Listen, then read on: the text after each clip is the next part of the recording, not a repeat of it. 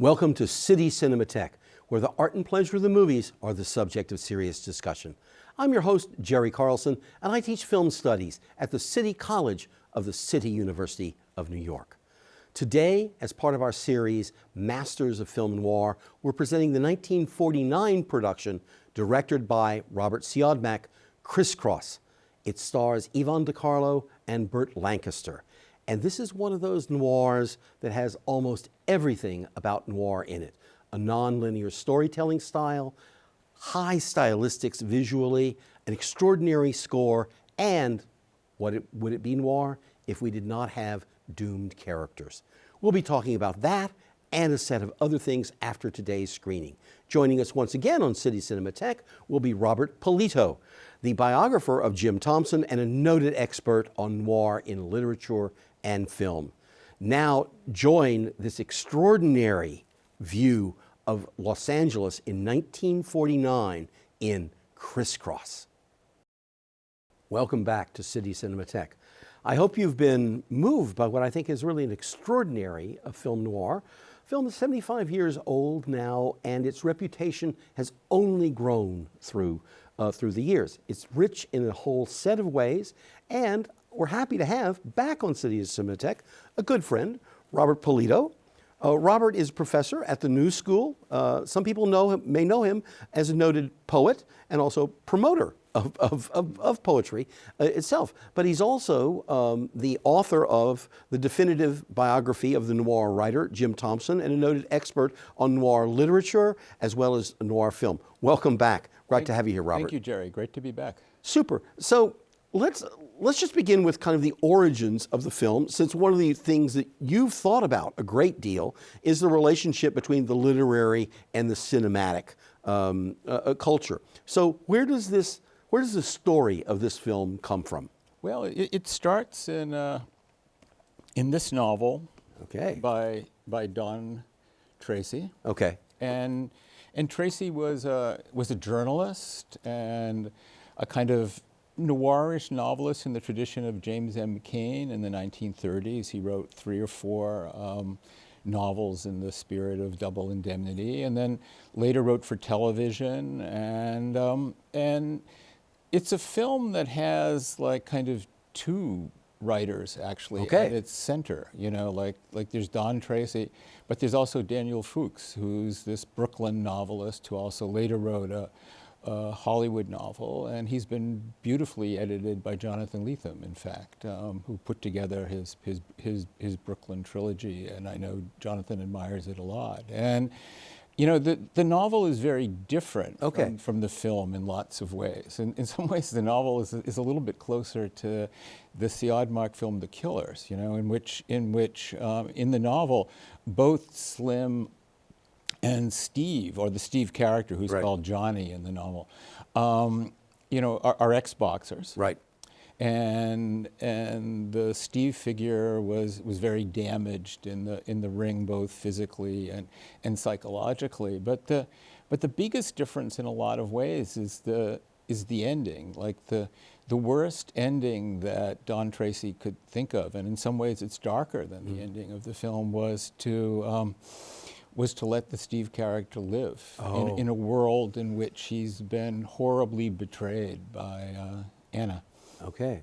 We are highlighting, the series is called Masters of Film Noir, and we're talking about Fritz Lang, Robert Siodmak, Edgar G. Ulmer, but we're also talking about a cluster of very, very gifted artists who are in Hollywood at that time, some of whom, like Don Tracy and Daniel Fuchs, are born in and define themselves initially as American, artists and partake of that. But then we have this incredible flow of talent, you can say with full irony, thanks to Adolf Hitler, who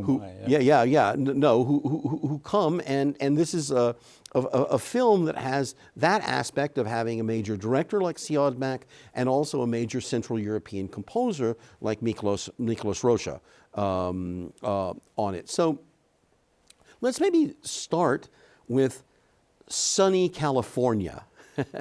And one of the things about noir is that it it, it shows the dark side of sunny California and all of that. So what do you make of this as a Los Angeles film? Oh, it's an incredible Los Angeles film. It's some of the best footage that we have of Bunker Hill.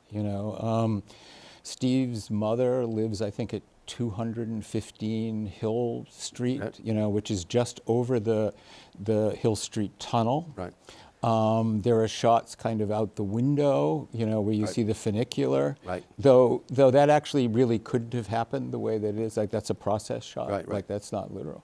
But the Los Angeles setting, to me, is almost inseparable from the cinematography of it, which I think of the Please. film, which is subtle but extraordinary. There are some of these bravura effects, like the opening shot. Right, which exactly. that huge panoramic tracking shot that ends up in the parking lot of the nightclub and is echoed at the very end, or the drive towards the heist is another bravura thing, bravura moment. But I think for the most part, it's a kind of low-key cinematography that kind of contrasts these absolutely claustrophobic interior spaces, whether they're, a dining room table or an office where somebody's plotting something, or the bar even, the roundout, with what you can see through windows and doors. Kind of over and over again, you have a sense of this life happening outside of these claustrophobic interiors, and it's the life of Bunker Hill, which is this formerly, kind of rich neighborhood full of these beautiful Victorian homes that were left, to go to seed. And by the time Siadmak comes along, it's very much a kind of working class Right. area of Los Angeles. But two of the directors you're featuring in this series come out of a single film, People on Sunday, and I think all three of those directors are very different. But it seems that Lang and Ulmer were more interested in the kind of noir that throws an entire universe at somebody, almost in the way that Greek tragedy does. Whereas Siadmak, his take on People on Sunday is like, well, I want to show you the everyday life of Berlin. And you see in this movie that, he's very interested in how people work. Yes, and how they eat, Right. and how they talk to one another, and what their relationships are with their mother, or like an old friend, or something like that. So there's a very human dimension to the characters in this film. Well, I think you bring up the fact that Pete Ramirez, is a childhood friend. Yeah. Yeah. So the notion that this is both, a city that is growing and expanding and is one of the sites Yeah. of a kind of invention of a particular form of modernity. That's right. Absolutely. But at the same time, there's still a village that they've grown up Yeah. in. Inside of that, so Pete can have this kind of loyalty to Steve's mother. Yeah. So that he will really cross the line in terms of his police ethics, because you protect your Yeah. friend when his mother tells you, to do something. And then there's the whole way in which, he's come back in this obsessive way. Not only he says, well, I came back to see you, mother. Absolutely. Yeah. And nobody believes that. Gee, Steve, or are you looking at the telephone? No, not not me. But I thank you for bringing this up. The nightclub and bar is just such an essential part. It's incredible. Yeah. Of this film, and we keep returning to it. And it's this beautiful set, which has this very narrow kind of entranceway that opens up into a dance hall. And Siadmak was clearly really interested in music. Like, Right. you take the Maria Montez dance scene in Cobra Woman, Right. or the Elisha Cook drumming scene in Phantom Lady. Right. And here, like, we're kind of introduced to Anna, and not literally, but sort of introduced to her as a kind of character in this rumba scene, Absolutely. where she's dancing with an uncredited Tony Curtis. Right. And this is a film that has extraordinary sequences without dialogue.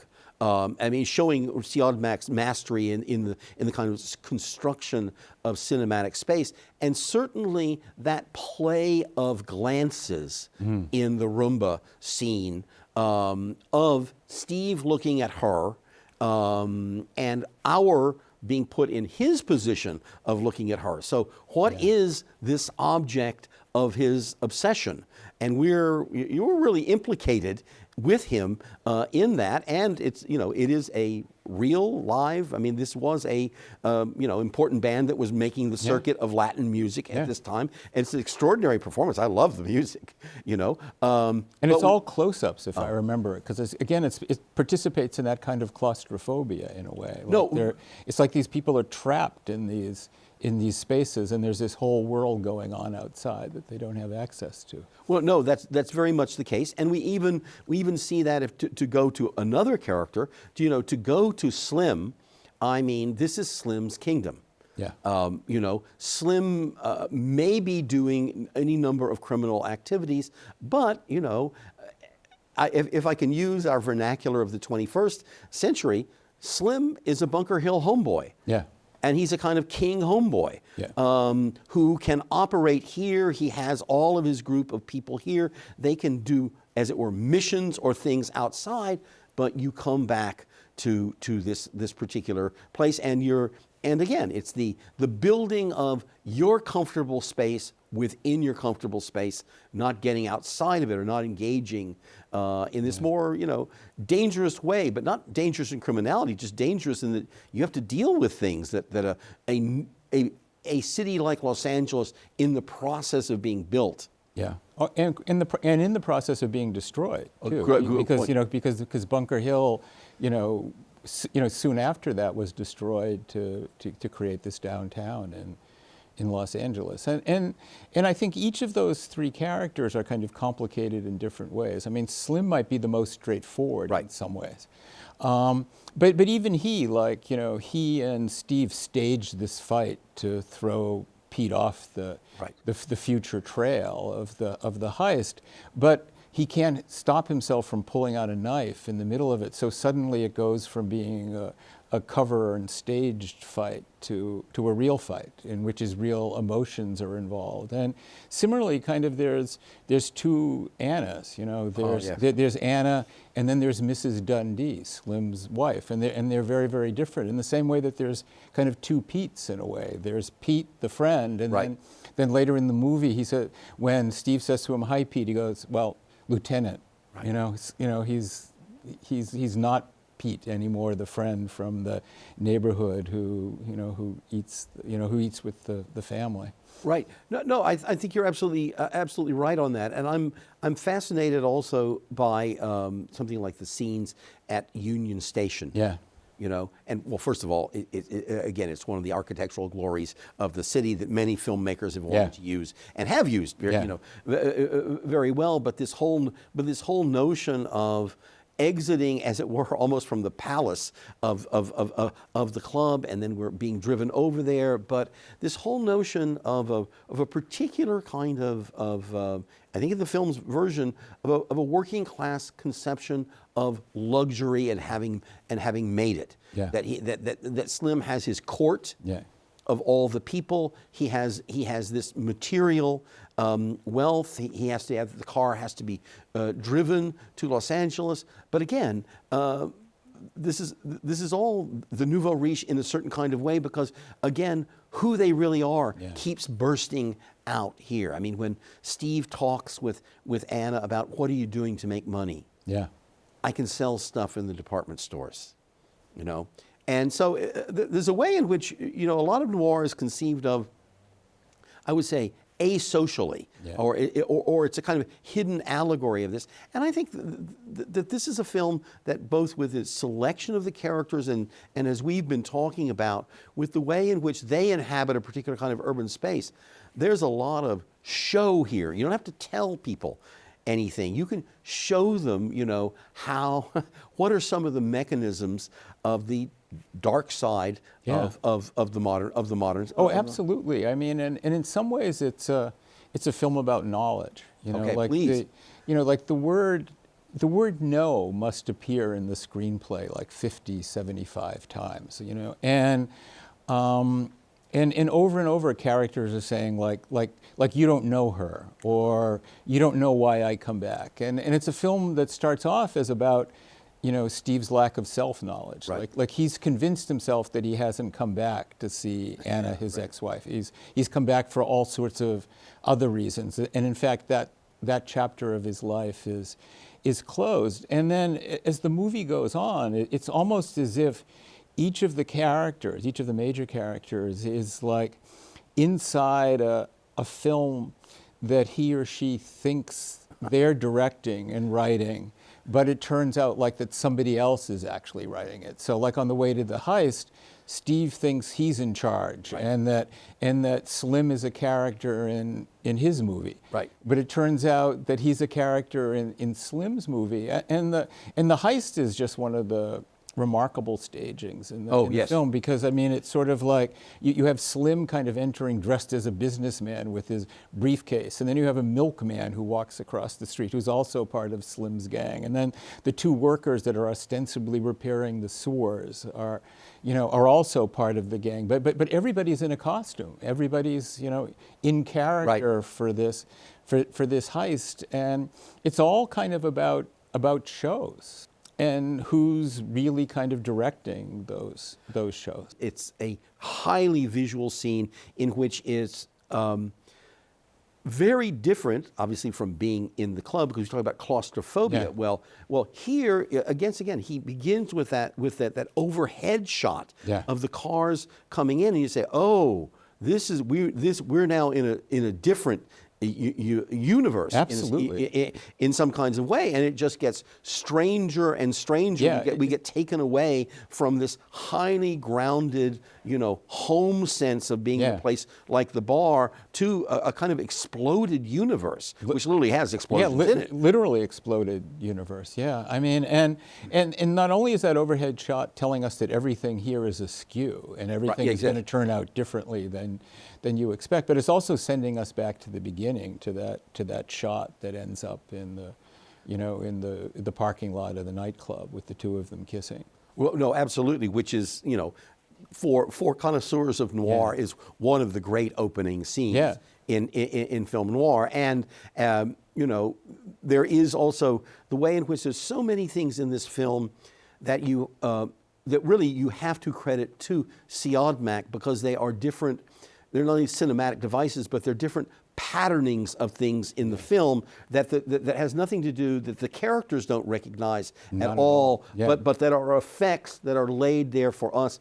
And you've just, you know, you've given me the first half of one of them, which is the lights passing, so we see them first embraced as the couple, and then when Slim shows up, at the end, you have the light passing the doorway again, and so you have this, you know, patterned circularity of them in the embrace with the light passing across it. Yeah, because the film opens with them in each other's arms and ends with them in each other's arms dead.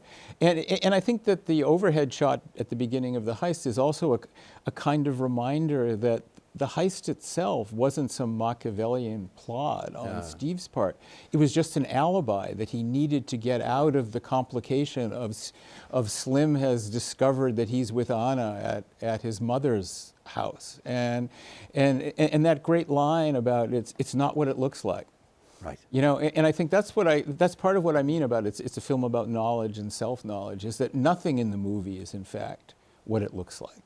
Well, you know, in recent years, we've had a number of non-linear films of excellent quality, some not, but many of great, of great quality. And sometimes they're also called puzzle films because they have different realities, they have different time schemes, time schemes in them. And I think it's a worthy exercise to recover how much of that we might think of as early 21st century or whatever. How much of that kind of thinking about storytelling is in this film, because of, you know, first of all, at least half of the film is an extended flashback. Yeah, I think at least about a half hour. Right. Yeah. Right. But it's also a narrated flashback, and it's self-reflective. That's right. And it has flashbacks within in the flashbacks. It's not quite as complicated as The Killers. Right.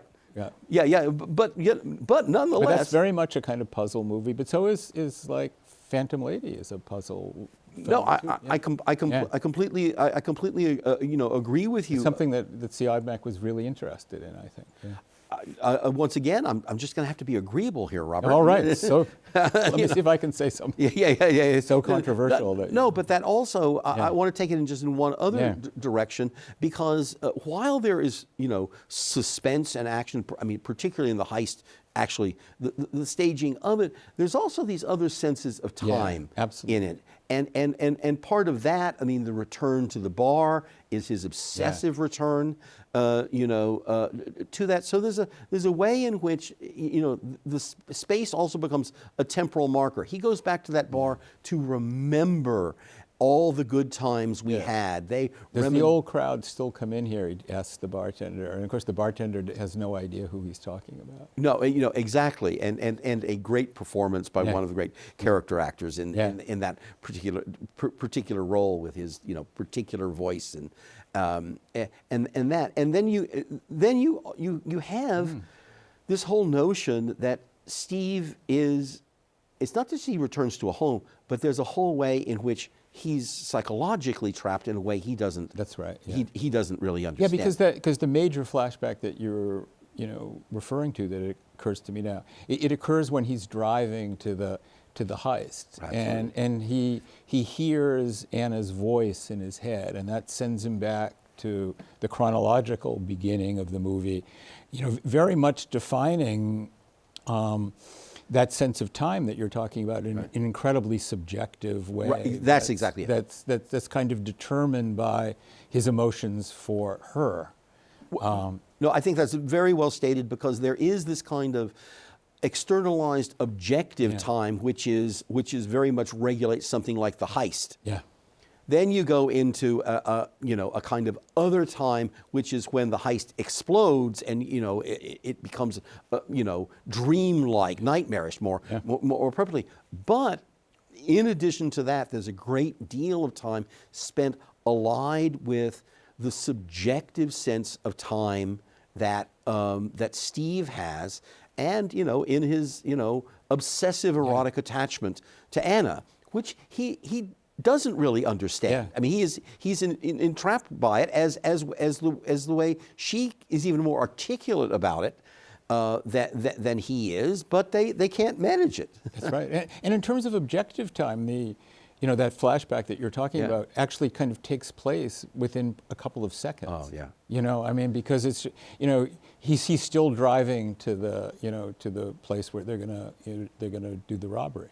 Very much the case. So, Anna, one of the things that's much discussed when anybody talks about film noir is the degree to which women are given diverse forms of agency in film noir that's uncharacteristic of Hollywood production and that era. So how do you read Anna in the film?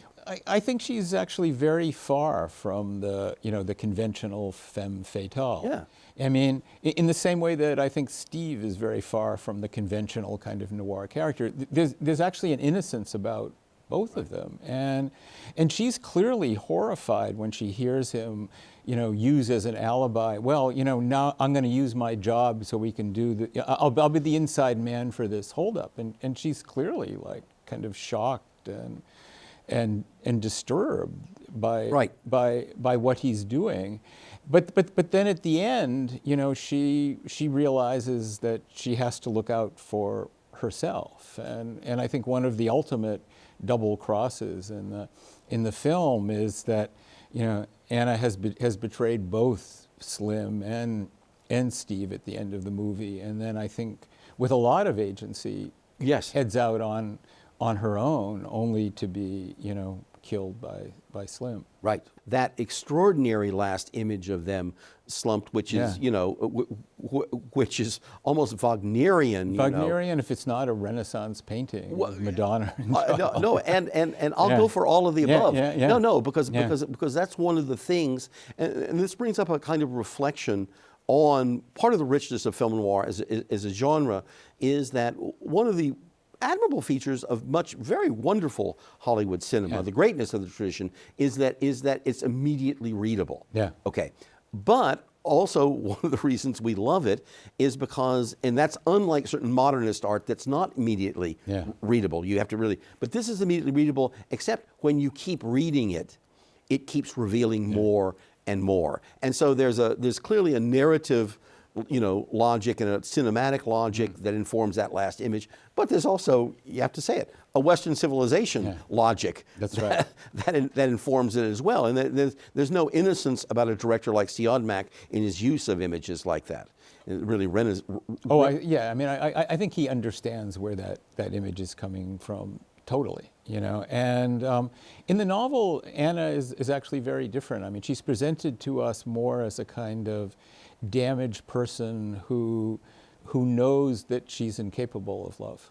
Yeah, because this Anna does not have that self-knowledge. No, but I think of all the characters in the film, there isn't a lot of self-knowledge, or there's so much self-denial built into their ostensible self-knowledge that it doesn't matter. Well, and that's where I would just say that's where the film actually, as a kind of social document, comes in, because it's very sympathetic with the fact that they're in this mechanism called the emerging Los Angeles, changing neighborhoods, and all of this. They're ambitious in certain kinds of ways, but ultimately they're really not equipped for it.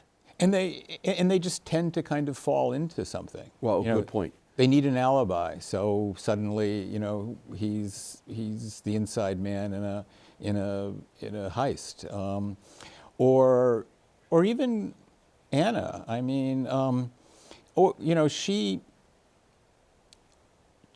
she's presented to us through Steve's point of view for the middle part of the movie, and so we seem to buy into the fact that she's obviously this tramp who has married Slim because he has more money than Steve, and then that rug is pulled out from under us when we discover that it was Pete who in fact wrote another movie in which Anna was driven away from Steve with a threat of jail. No, and it's a remarkable scene in which he asserts, no, you don't understand. Yeah, exactly. You understand this. Yeah.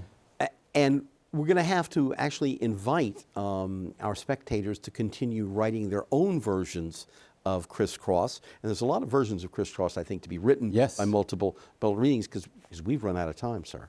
Well, thank you very much. Okay. Great to be back here. Great to have you back here.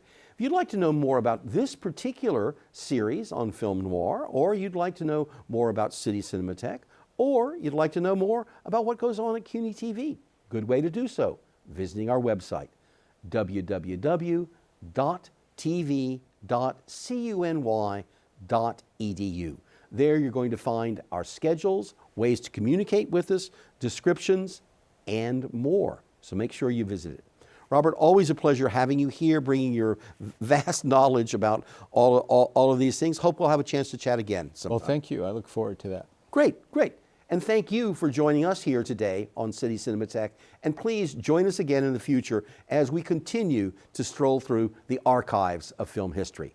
It's bye for now.